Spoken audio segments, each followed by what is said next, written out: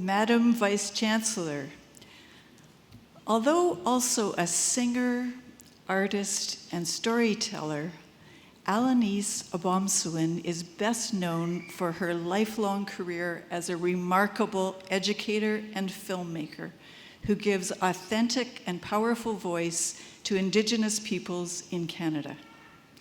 She is of Abenaki origin and lived most of her early childhood on the Odanak Reserve near Sorel, Quebec.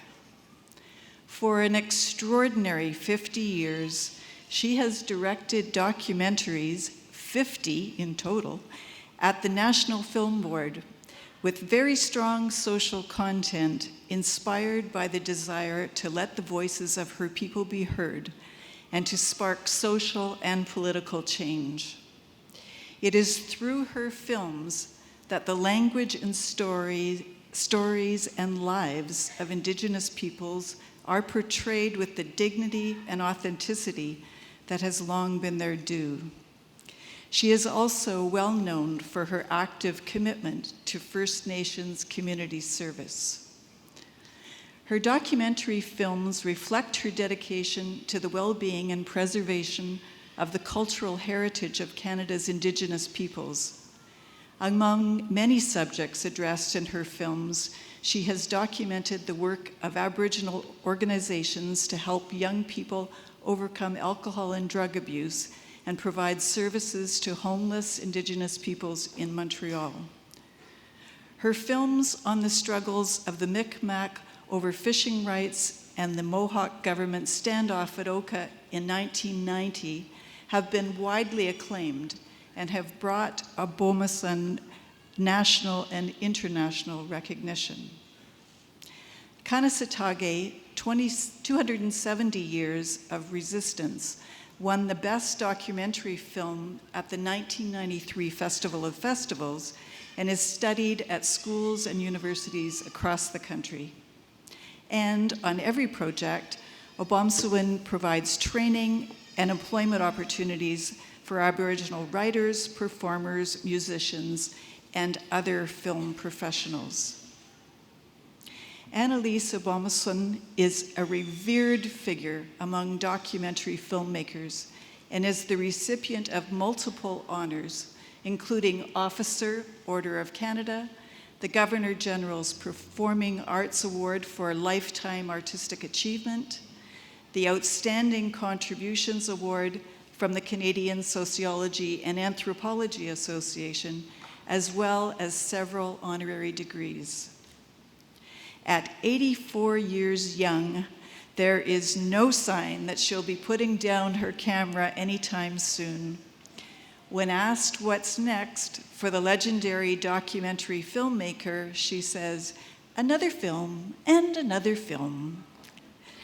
We look forward to many more of her challenging and insightful works. Madam Vice Chancellor, I present to you Alanis Obomsawin that you may confer upon her the degree of Doctor of Letters, honoris causa.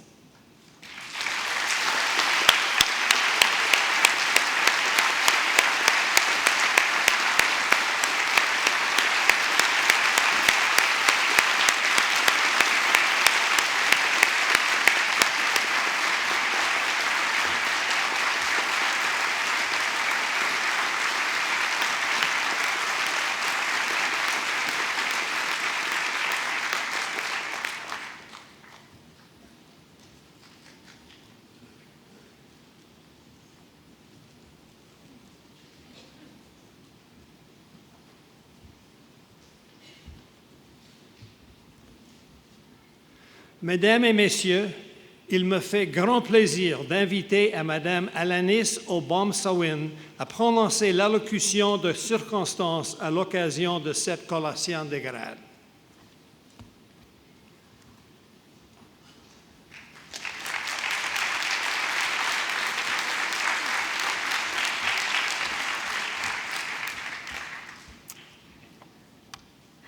Good afternoon, everyone.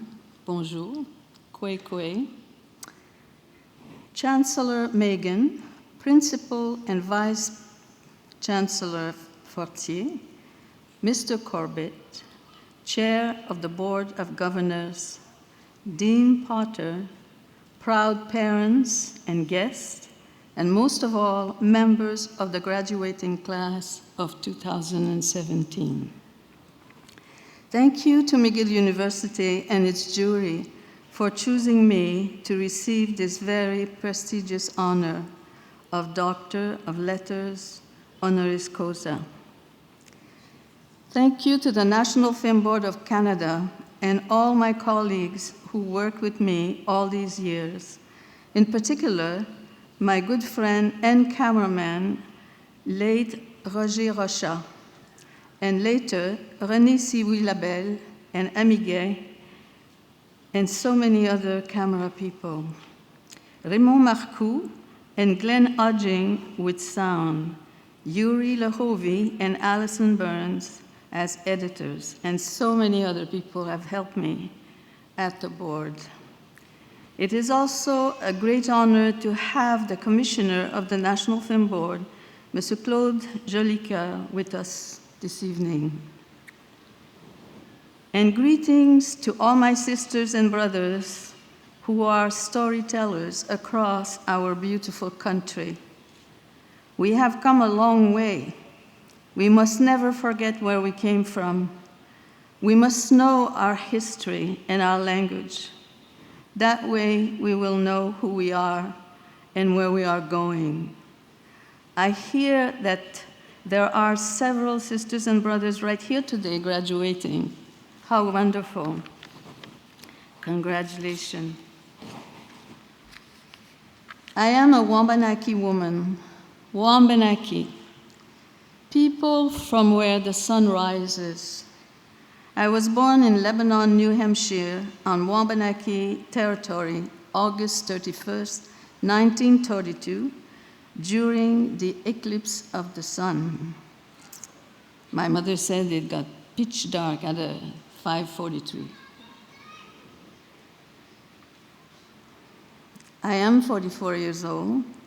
At 6 months, I came to Odanak, Quebec, to a small village, a reservation where my parents were born.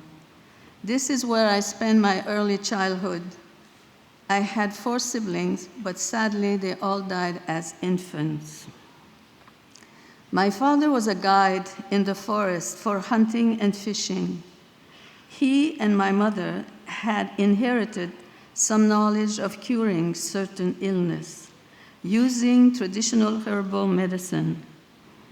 All this was practiced in secret, or else you could go to jail. I am honored to have been invited to speak to you on one of the most important days of your life. You have attained a high level of education. This will serve not only you, not only yourself, but the country as a whole.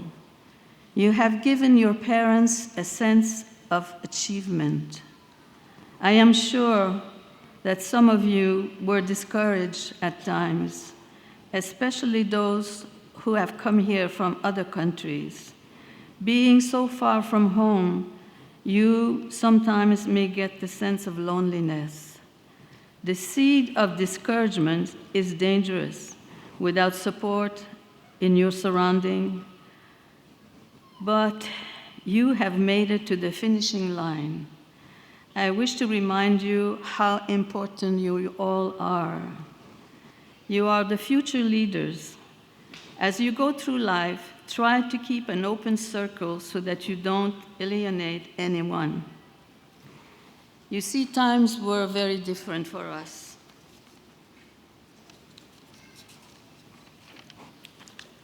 In 1876, the Indian Act was created, and the government and the church and the residents on the reserve had full control of every move we made, first through the residential school and then through day school.